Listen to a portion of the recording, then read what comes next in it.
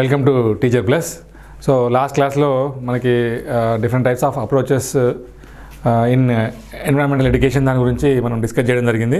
ఇది పాఠశాలలో పాఠ్యాంశ కార్యక్రమాల్లో ఏ విధంగా మనం దాన్ని పాల్పంచుకోవాలనే అంశం గురించి కూడా మనం డిస్కస్ చేయడం జరిగింది. సో ఇప్పుడు వచ్చి ప్రజెంట్ టాపిక్ ఏదైతుందో ఇది ఏంటంటే మనకి so approaches to the delivering environmental education. So దాన్ని ఏ విధంగా అమలుపరచాలి, సో ఎన్విరాన్మెంటల్ ఎడ్యుకేషన్ సంబంధించిన వరకు ఏ విధానాలు సరైనటువంటి విధానాలుగా, ఏ విధానాలు అయితే మనకి పాఠ్యాంశ కార్యక్రమాల్లో ఎన్విరాన్మెంటల్ ఎడ్యుకేషన్ అనేది పర్యావరణ విద్య అనేది ఉంటే సో దాన్ని మనం ఈజీగా అర్థం చేసుకోవడానికి అవకాశం ఉంటుందనే విషయాన్ని ఇక్కడ డిస్కస్ చేయడం జరుగుతుంది.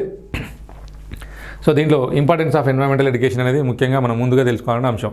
సో పర్యావరణ విద్య అంటే ఏంటిది, సో పర్యావరణ విద్యలో ఉన్నటువంటి ముఖ్యమైన అంశాలు ఏంటివి, సో పర్యావరణ విద్యని మనం ఎందుకు అభ్యసించాలనే అంశాల గురించి ముందు మనకి ఇక్కడ సో డిస్కస్ చేయడం జరుగుతున్నాడు. వాటిలో ఏంటంటే పర్యావరణ సంబంధం, అదే పర్యావరణం అంటే ఏంది, పర్యావరణంలో ఉన్నటువంటి కాంపోనెంట్స్, డిఫరెంట్ కాంపోనెంట్స్ ఏమి చూసినా లేదా ముఖ్యంగా 2 రకాల కాంపోనెంట్స్ ఉంటాయని చెప్పినాం. అది సజీవులు, నిర్జీవులు లేదా బయోటిక్ ఫ్యాక్టర్స్, అదేవిధంగా ఏ బయోటిక్ ఫ్యాక్టర్స్ అని చెప్పుకొని జరుగుతుంది. అండ్ ఇక్కడ ఎన్విరాన్మెంట్ని మనం అధ్యయనం చేయాలంటే సో ఇంటరాక్షన్ బిట్వీన్ ఏంటంటే మనకి ఏ బయోటిక్ అండ్ బయోటిక్ ఫ్యాక్టర్స్ మధ్యలో ఉన్నటువంటి పరస్పర సంబంధాన్ని ఇక్కడ మనం తెలిసి ఉండాలి. దానికి సంబంధించిన అవగాహనని, దానికి సంబంధించిన జ్ఞానాన్ని తెలిసి ఉన్నప్పుడు మాత్రమే సో దీన్ని మనం అర్థం చేసుకోవడానికి అవకాశం అనేది ఉంటుంది. అదేవిధంగా దాని యొక్క మీనింగ్ ఏతుందో దాని యొక్క అర్థం తెలిసినంత మాత్రం కూడా ఇక్కడ సరిపోదు. అదేవిధంగా ఏ పద్ధతిని అవలంబించడం ద్వారా so what type of approach is suitable for so learning about environmental education అనేది మోస్ట్ ఇంపార్టెంట్ థింగ్గా చెప్పుకొని అవుతుంది. సో పర్యావరణ విద్యను ఏ రకమైనటువంటి పద్ధతుల ద్వారా, విధానాల ద్వారా మనం అభ్యసించడం ద్వారా దాన్ని సులభంగా అర్థం చేసుకోవడానికి, అవగాహన చేసుకోవడానికి, అదేవిధంగా దాని యొక్క జ్ఞానాన్ని పొందడానికి మనకి సో సులభతరం అవుతుందనే అంశాలని మనం డిస్కస్ చేయడం అనేది జరుగుతుంది. దీంట్లో చూసినట్టు మనకి గ్లోబల్ ఛాలెంజెస్, అవేర్నెస్, అదేవిధంగా యాక్షన్ అని చెప్పుకొని చదువుతున్నాడు. సో గ్లోబల్ ఛాలెంజెస్ లైక్ ఏంటంటే మనకి క్లైమేట్ చేంజ్ కావచ్చు, పొల్యూషన్ కావచ్చు, అదేవిధంగా మనకి సో బయోడైవర్సిటీ లాస్ కావచ్చు, ఇవి అంశాలు రావడం జరుగుతుంది. ఈ అంశాన్ని మనం ఆల్రెడీ ఇంతకుముందే లాస్ట్ క్లాస్లో డిస్కస్ చేయడం జరిగింది. నెక్స్ట్ అవేర్నెస్ చూసినట్లయితే సో దాని పట్ల మనకి అవేర్నెస్, అవగాహన అనేటువంటిది ఎంతో ముఖ్యం. ఎందుకంటే అవగాహన లేనప్పుడు ఏ అంశం పట్లనైనా సరే మనకి ఏంటిది ఇంట్రెస్ట్ అనేటువంటిది కానీ, ఉత్సాహం అనేటువంటిది కానీ ఉండదు. కాబట్టి సో ఖచ్చితంగా ఈ ఎన్విరాన్మెంటల్ ఎడ్యుకేషన్ని మనం అధ్యయనం చేయాలంటే సో దాని పట్ల అవగాహన అనేది ఎంతో ముఖ్యమైనది.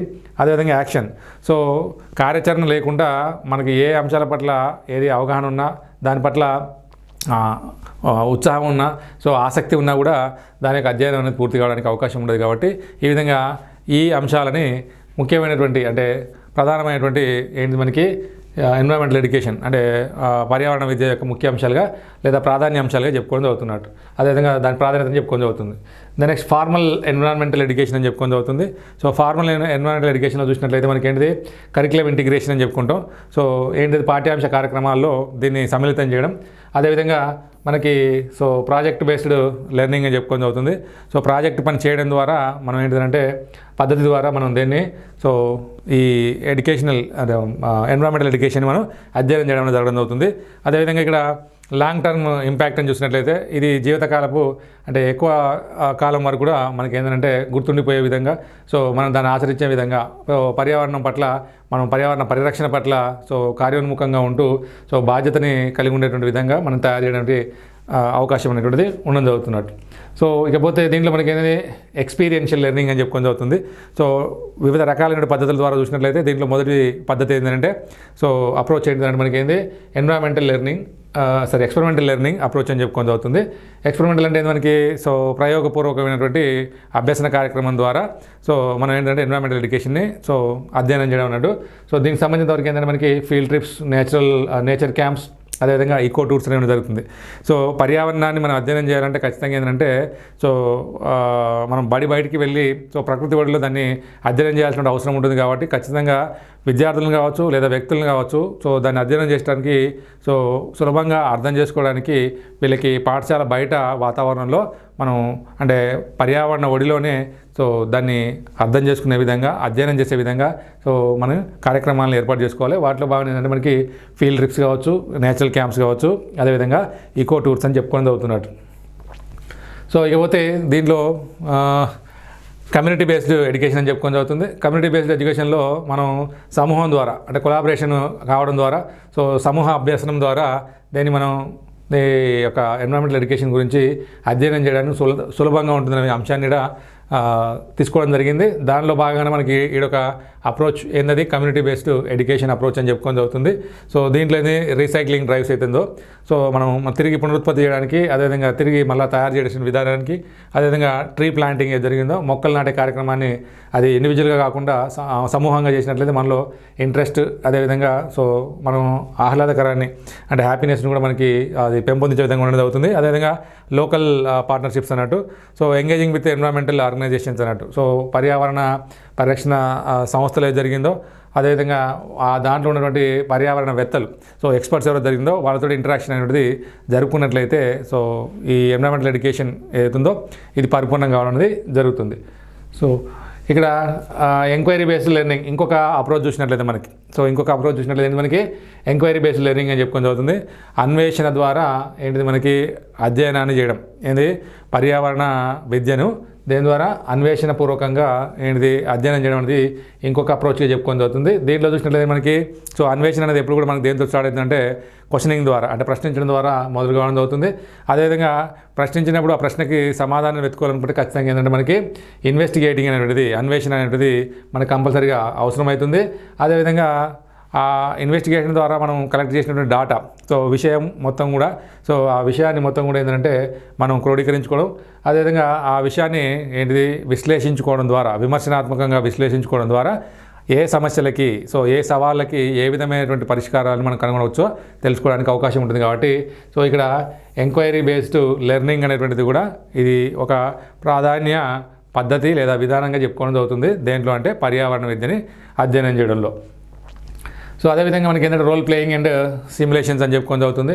సో పాత్ర పోషణ ద్వారా కానీ, అదేవిధంగా సో డ్రామాలు, ఆర్ట్ అండ్ డ్రామా కావచ్చు, అదే కల్చరల్ యాక్టివిటీస్ కావచ్చు, వీటి ద్వారా కూడా మనం ఏంటంటే సో పర్యావరణ విద్యని అధ్యయనం చేయడానికి అవకాశం అనేటువంటిది ఉంటుంది. దీంతో ఏంటంటే రీసోర్స్ మేనేజ్మెంట్లో కావచ్చు, అర్బన్ ప్లానింగ్లో కావచ్చు, అదేవిధంగా పాలసీ రిపోర్ట్స్, సో పర్యావరణ సంబంధమైనటువంటి పాలసీలు, విధి విధానాలు ఏది జరిగిందో, చట్టాలు ఏవి జరిగిందో వాటి గురించి మనం ఏంటంటే విద్యార్థులతోటి కానీ లేదా పర్యావరణ విద్యని అభ్యసనం చేసినటువంటి వ్యక్తుల మధ్యలో కానీ ఒక డిబేట్ని సో ఏర్పాటు చేసినట్లయితే అది ఎక్కువ ఇంట్రెస్ట్ని క్రియేట్ చేయతో పాటుగా అవగాహన కూడా ఎక్కువ కలిగి దాని జ్ఞానాన్ని పొందడానికి అవకాశం అనేది మనకి ఉండడం జరుగుతుంది. ఇకపోతే దీనికి ఏంటంటే టెక్నాలజీ ఇన్ ఎన్విరాన్మెంటల్ ఎడ్యుకేషన్ అని చెప్పుకొని జరుగుతుంది.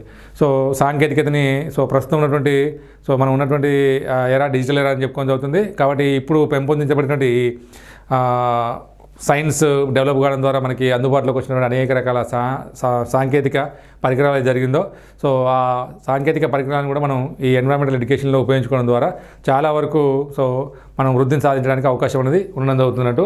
వాటిలో చూసినట్లయితే వర్చువల్ ఫీల్డ్ ట్రిప్స్ అన్నట్టు, సో డైరెక్ట్గా మనం ఏంటంటే పర్యావరణ సంబంధించిన అంశాలకు సంబంధించినటువంటి ఏదైనా వీడియోలు కనుక మనం వాళ్ళని చూపించినట్లయితే చేసినట్లయితే దాని మీద ఒక అవగాహన అనేది ఏర్పడడం జరుగుతుంది.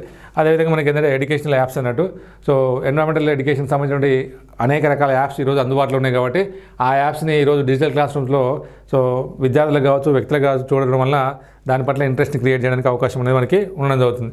నెక్స్ట్ మల్టీమీడియా రిసోర్స్ అన్నట్టు, సో ఒకప్పుడు ఉన్నటువంటి ఎన్విరాన్మెంట్కి ఇప్పుడు ప్రస్తుతం ఉన్నటువంటి ఎన్విరాన్మెంట్కి సో హెల్దీ ఎన్విరాన్మెంట్ అనేది ఒకప్పుడు ఉండడం జరిగింది. ఇప్పుడు ఆధునిక మానవుడు ఏ విధంగానైతే అత్యాధునికమైన సాంకేతిక పరిజ్ఞానంతో ముందుకు పోవడం జరుగుతుందో, అదేవిధంగా అంతే మొత్తంలో పాత అంటే ఇంతకుముందు పూర్వం ఉన్నటువంటి పర్యావరణం అనేది ఇప్పుడు ప్రస్తుతం ఉన్న పర్యావరణం చాలా దిగజారిపోవడం అనేది జరిగింది. కాబట్టి సో దీంట్లో ఏంటంటే మనం కంపేరిటివ్గా ఎన్విరాన్మెంటల్ ఎడ్యుకేషన్ని మనం అధ్యయనం చేస్తున్నప్పుడు ఈ యొక్క మనకి మల్టీమీడియా రిసోర్స్ అనేటువంటి కానీ, అదేవిధంగా గ్రాఫిక్ డిజైనింగ్ కావచ్చు, సో ఇవన్నీ కూడా మనకు ఉపయోగకరంగా ఉంటాయి. కాబట్టి ఒకప్పుడు ఈ భూమి మీద ఉన్నటువంటి వాతావరణ పరిస్థితులు కానీ, ఈ పర్యావరణం కానీ, జీవజాతులు కానీ ఏ విధంగా ఉండేటువంటి సో అప్పుడున్నటువంటి పరిస్థితుల దృష్ట్యా అవి ఏ విధంగా తమ యొక్క జీవన విధానాన్ని మనుగడని సాగించగలిగినాయి, ప్రస్తుతం అవే జీవరాశులు ఈ భూమి మీద ఉన్నాయా లేవా, వాతావరణ పరిస్థితులు కానీ, ఎన్విరాన్మెంటల్ కండిషన్స్ కానీ, సో పర్యావరణ పరిస్థితులు కానీ అదే విధంగా లేవని దాన్ని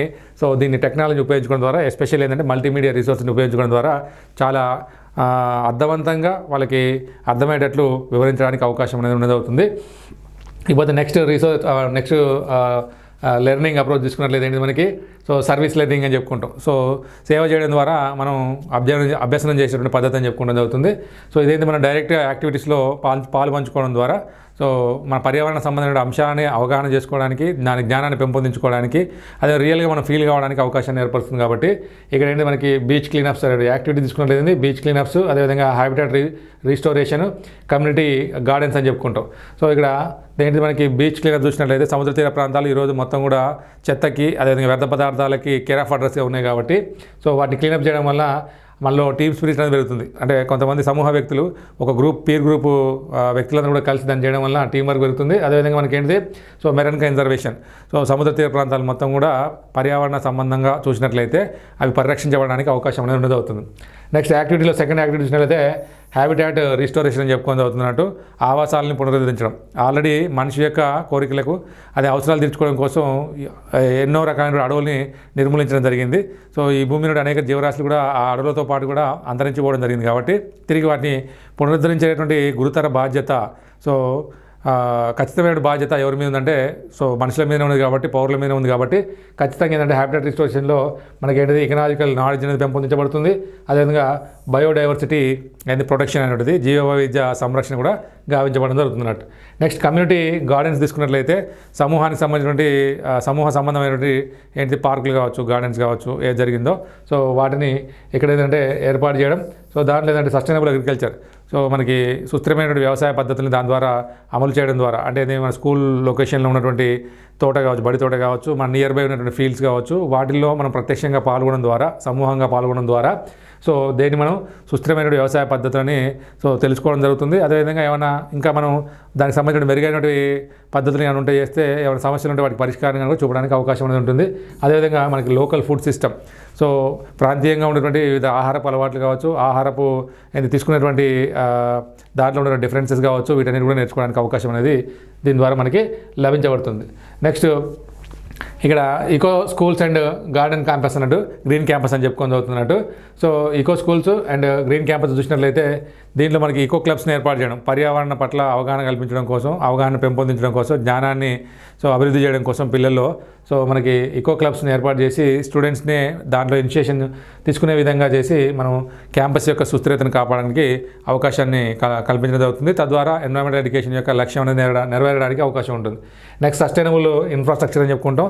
సస్టైనబుల్ ఇన్ఫ్రాస్ట్రక్చర్లో చూసినట్లయితే మనకి ఏంటిది స్కూల్ బిల్డింగ్స్ జరిగిందో, ఆ స్కూల్ బిల్డింగ్స్ కానీ, కాలేజ్ బిల్డింగ్స్ కానీ జరిగిందో, యూనివర్సిటీ బిల్డింగ్స్ కానీ, ఆ క్యాంపస్లు మొత్తం కూడా ఏంటంటే మనం సో నాన్ రెన్యూవబుల్ రిసోర్స్ని ఉపయోగించండి, అది ఎలక్ట్రిక్ పవర్ని వాడకుండా చేయకుండా, వ్యర్థాలని సో రీసైక్లింగ్ చేయకుండా ఉంచడం కంటే కూడా సో మనకి నేచురల్ రిసోర్స్ ఏది జరిగిందో, అదేవిధంగా రెన్యూవబుల్ రిసోర్స్ ఏదో దానికి కన్వర్ట్ చేసినప్పుడు సో అక్కడ ఏ విధమైనటువంటి వ్యర్థాలకు కానీ, అదేవిధంగా ఏ విధమైనటువంటి శక్తి వనరుల యొక్క వృధాకు కానీ అవకాశం అనేది ఉండదు. బికాజ్ ఆఫ్ ద రీజన్ ఏంటంటే సస్టైనబుల్ ఇన్ఫ్రాస్ట్రక్చర్ తీసుకున్నప్పుడు మనం సోలార్ ప్యానల్స్ని వాడడం జరుగుతుంది. కాబట్టి సో సోలార్ ప్యానల్ ద్వారా ఎటువంటి కాలుష్యం అనేది జరగదు. అదేవిధంగా చాలా కాలం వరకు సో అది పునరుద్ధరించబడేటువంటి వనరు కాబట్టి మనకి ఎటువంటి ఖర్చు లేకుండా, వ్యయం లేకుండా మనం పవర్ని, ఎనర్జీని తీసుకోవడానికి అవకాశం అనేది అవుతుంది. అదేవిధంగా వాటర్ సేవింగ్ ఏంటి ఫిక్స్చర్స్ అని చెప్పుకొని అవుతుంది. అదేవిధంగా క్యాంపస్లో నీటిని భద్రపరచుకునేటువంటి, అదేవిధంగా సేవ్ చేసేటువంటి అంశాలను కూడా పెంపొందించుకోవడానికి అవకాశం అనేది ఉండడం అవుతుంది. నెక్స్ట్ గ్రీన్ స్పేసెస్ అని చెప్పుకొని అవుతుంది. అదే స్కూల్ గార్డెన్స్ని, అదేవిధంగా సో కంపోస్టింగ్ సిస్టమ్స్ ఏర్పరచుకోవడం జరుగుతుంది. అంటే బడి తోటలో ఉన్నటువంటి ఏదైతే ప్లేస్ ఉన్నది అవుతుందో ఆ ప్లేస్ ద్వారా మనకి ఏంటిది ఎన్విరాన్మెంటల్ ఎడ్యుకేషన్ అర్థం చేసుకోవడానికి అవకాశం అనేది కల్పించడం జరుగుతుంది. అదేవిధంగా మనం వాటి ద్వారా వచ్చిన వ్యర్థాలు కావచ్చు, లేదా plant and animal related so వ్యర్థాల ద్వారా వచ్చినటువంటి వాటిని దేని సేంద్రియ పదార్థాలుగా మార్చుకోవడం, అంటే కంపోస్టింగ్ చేయడం నేర్చుకోవడం పద్ధతి ద్వారా ఈ పర్యావరణానికి మనం ఏ విధంగా సో దోహదపడతామనే అంశాలను కూడా ఇక్కడ మనం డిస్కస్ చేయడం అనేది జరుగుతుంది అన్నట్టు. ఇకపోతే so environmental art and culture అని చెప్పుకొని అవుతుంది. సో ఎన్విరాన్మెంట్ని ఒక విద్యలాగా చూడకుండా అది ఈ పర్యావరణంలో మనం కూడా భాగమే కాబట్టి పర్యావరణం అనేది సో మన యొక్క మనుగడకి ఎంతో ముఖ్యం. కాబట్టి దీన్ని ఏం చేయాలంటే, ఏ విధంగా చదువుకోవాలంటే మనం ఇది ఒక కళగా, అదేవిధంగా మన యొక్క సంస్కృతిలో భాగంగా దీన్ని చూడాలి. కాబట్టి దాంట్లో చూసినప్పుడు మనకి ఏమేమి అంశాలంటే నేచర్ ఇన్స్పైర్డ్ ఆర్ట్ అన్నట్టు, అంటే నేచర్ సో ఇన్స్పైర్డ్ ఆర్ట్ అన్నట్టు ప్రకృతిని ప్రభావితం చేసేటువంటి కళలు. అదేవిధంగా ఈకో థియేటర్స్ అన్నట్టు సో మనకి పర్యావరణ సంబంధ సమస్యలకు సంబంధించి కానీ, అదేవిధంగా ఛాలెంజెస్ సవాళ్ళు కానీ ఏవైతే జరిగిందో దానికి పరిష్కారాలు కానీ, వాటికి సంబంధించినటువంటి అనేక రకాలైనటువంటి ఏంటి మనకి రీల్స్ని దీంట్లో చేసి చూపించడం జరుగుతుంది. నెక్స్ట్ కల్చరల్ సెలబ్రేషన్ చూసినట్లయితే సో మనకి ప్రపంచ పర్యావరణ దినోత్సవాన్ని కావచ్చు, అదేవిధంగా ప్రపంచ సో భూ దినోత్సవం కావచ్చు, అంటే ఎర్త్ డే కావచ్చు, వీటిని ప్రపంచ పండుగగా మన కల్చర్లో ఒక భాగంగా ఏంది మనకి సంస్కృతిలో ఒక భాగంగా ప్రపంచ ప్రజలందరూ కూడా, ప్రపంచ మానవాళి మొత్తం కూడా దీన్ని సెలబ్రేట్ చేసుకున్నప్పుడు సో దీనికి ఉన్నటువంటి ప్రాముఖ్యతను తెలిసి వచ్చి సో దాని పట్ల అవగాహన పెరిగి సో పర్యావరణం పట్ల మనం ఏ విధంగా మసులుకోవాలి, ఏ విధంగా ఉండకూడదు అనే అంశాల పట్ల కూడా అవగాహన పెంపొందడానికి అవకాశం ఉంటుంది. కాబట్టి ఎన్విరాన్మెంటల్ ఎడ్యుకేషన్ అనేది it is not only education అన్నట్టు, so we must treated it as ఏంటంటే ఆర్ట్ అండ్ సో కల్చర్గా, సో మన సంస్కృతిగా, అదేవిధంగా అదొక కళగా దాన్ని మనం అధ్యయనం చేయాలి. అలా అధ్యయనం చేసినప్పుడు మాత్రమే మనం ఈ పర్యావరణం పట్ల బాధ్యతని నెరవేర్చినట్లు అవుతుందని ఇక్కడ మనం చెప్పుకోవడం జరుగుతున్నట్టు. సో ఇక ప్లేస్ బేస్డ్ ఎడ్యుకేషన్ అని చెప్పుకుంటాం. ఇంకొక ప్రాసెస్ ఉండడం జరిగింది ఇక్కడ మనకి, ఇంకొక అప్రోచ్ ఉందని జరిగింది. సో దాన్ని ప్లేస్ బేస్డ్ ఎడ్యుకేషన్ అని చెప్పుకుంటాం. సో మనం ప్లేస్ బేస్డ్ ఎడ్యుకేషన్ ఏంటంటే ఇక్కడ రియల్ టైమ్ ఎక్స్పీరియన్స్ ద్వారా మనం ఎన్విరాన్మెంటల్ ఎడ్యుకేషన్ గురించి అధ్యయనం చేయడాన్ని మనం సింపుల్గా ఏం చెప్పుకోవచ్చు అంటే ప్లేస్ బేస్డ్ ఎడ్యుకేషన్ అని చెప్పుకొని చదువుతున్నట్టు. సో ఏ అయితే ప్రదేశాలు జరిగిందో మన చుట్టూ ఉన్న ప్రదేశాలు కావచ్చు, లేదా మనకి నియర్ బై ఉన్నటువంటి ప్రదేశాలు కావచ్చు, మన దగ్గరలో ఉన్నటువంటి ప్రదేశాలు కావచ్చు. సో మన చుట్టూ ఉన్న ప్రదేశాలు చూసినట్లయితే మన ఇంటి వాతావరణం కానీ, లేదా పాఠశాల యొక్క సో వాతావరణ ప్రాంతం కావచ్చు, లేదా మన పాఠశాలకు దగ్గరగా ఉన్నటువంటి, లేదా మన విలేజ్కి దగ్గరగా ఉన్నటువంటి ప్రదేశాలు అయినటువంటి సో అగ్రికల్చర్ ఫీల్డ్స్ కావచ్చు, మేబీ పక్కన ఉన్నటువంటి తోటలు కావచ్చు, ఇంకేమైనా కావచ్చు, లేదా దగ్గరగా ఉన్నటువంటి అడవి కావచ్చు. దాంట్లో మనం ప్రత్యక్షంగా పాల్గొనడం ద్వారా నేర్చుకున్నట్లయితే సో ఎన్విరాన్మెంటల్ ఎడ్యుకేషన్ యొక్క మెయిన్ ఆబ్జెక్టివ్ అనేటిది ఫ్రూట్ఫుల్గా అది కంప్లీట్ చేసిన వాళ్ళం అవుతాం. కాబట్టి ఇల్లేంది లోకల్ ఈకో సిస్టమ్ స్టడీస్ అన్నట్టు. సో అదేవిధంగా కమ్యూనిటీ కన్జర్వేషన్స్ అని చెప్పుకొని చదువుతుంది, అదేవిధంగా రీజనల్ అడ్వకేట్స్ అని చెప్పుకొని చదువుతుంది. సో పర్యావరణ సంబంధిత వివిధ అంశాల పట్ల మనకి అవగాహన పెంపొందించుకోవాలి, దాని యొక్క సో జ్ఞానాన్ని పెంపొందించుకోవాలి చేయాలి. దాన్ని మనం సో ఎక్స్పీరియన్స్ ద్వారా పొందడానికి అవకాశం ఉంటుంది. కాబట్టి ఈ విధంగా మనం సో ఫీల్డ్ ట్రిప్స్ ద్వారా, లేదా మన చుట్టూ ఉన్న ప్రాంతాల్లో, దగ్గర ఉన్నటువంటి ప్రాంతాల్లో అధ్యయనం చేయడం ద్వారా, దానికి సంబంధించిన డేటాని సో సేకరించడం ద్వారా, దాన్ని విశ్లేషించడం ద్వారా సో పర్యావరణం విద్య పట్ల మనం మన సానుకూల దృక్పథాన్ని చాటుకున్నట్లయితుంది. ఇకపోతే దీంట్లో మనకి ఏంది హోల్ స్కూల్ అప్రోచ్ అని చెప్పుకొని జరుగుతుంది. పాఠశాల వ్యవస్థ మొత్తం సో ఒక ఏంది పద్ధతిగా పాఠశాల స్కూలు వ్యవస్థ పద్ధతి అని చెప్పుకొని చదువుతుంది. సో స్కూల్లో ఏది రిఫ్లెక్ట్ అయినా సరే అది ఈకో ఫ్రెండ్లీగా ఉండాలి. అదేవిధంగా ఎన్విరాన్మెంటల్ ఏంది మనకి ఎడ్యుకేషన్ని మనకి రిఫ్లెక్ట్ చేసేటువంటి విధానంగా ఉండాలన్నట్టు. దానికోసం ఏంటంటే మిషన్ ఇంటిగ్రేషన్ అని చెప్పుకోవచ్చు. Environmental goals in school values and policies.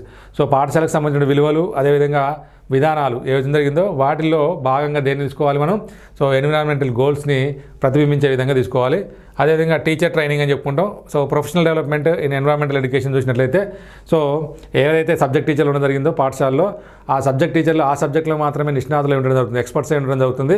So environmental education సంబంధించినటువంటి అన్ని అంశాల పట్ల సో దానికి సంబంధించిన జ్ఞానం పట్ల వాళ్ళకి పూర్తి అవగాహన ఏర్పరచాలన్నప్పుడు ఖచ్చితంగా ఏంటంటే స్పెషల్ ఏంటి మనకి ట్రైనింగ్ ప్రోగ్రామ్స్ని వాళ్ళకి ఏర్పాటు చేయాలి. సో మంచి ప్రొఫెషనల్ తేడా వాళ్ళకి ఏర్పాటు చేసినప్పుడు దాని గురించి వాళ్ళు పూర్తిగా అవగాహన ఉండి జ్ఞానం ఉన్నప్పుడు మాత్రమే సో ఆ విద్యా వ్యవస్థలో ఉన్నటువంటి హ్యూమన్ రిసోర్సెస్కి దాని యొక్క సో ఫలాలను అందించడానికి అవకాశం ఉంటుంది. అదేవిధంగా సస్టైనబుల్ ఆపరేషన్స్ అన్నట్టు. So eco friendly practices across all school activities అన్నట్టు. సో స్కూల్లో జరిగిన ప్రతి కృత్యంలో కూడా మనకి ఏముండాలి, ఈకో ఫ్రెండ్లీ ఎన్విరాన్మెంటల్ ప్రొటెక్షన్, అదేవిధంగా ఎన్విరాన్మెంటల్ ఏదో ఫ్రెండ్లీ మనకి పరిస్థితులు అనేది మనకి ప్రతిబింబించే విధంగా ఉండాలనే అంశాన్ని ఇక్కడ మనం చెప్పడం జరుగుతుంది. కాబట్టి ఈ పాఠశాలనే సో పాఠశాల వ్యవస్థనే ఏంది మనకి ఈకో సిస్టమ్గా, అదేవిధంగా సో మొత్తం ఆ పర్యావరణాన్ని ప్రతిబింబించేటువంటి ఒక ప్రాంతంగా ఉండాలనే పద్ధతి ఏది జరిగిందో దాన్నే హోల్ స్కూల్ అప్రోచ్ అని చెప్పుకొని చదువుతున్నట్టు.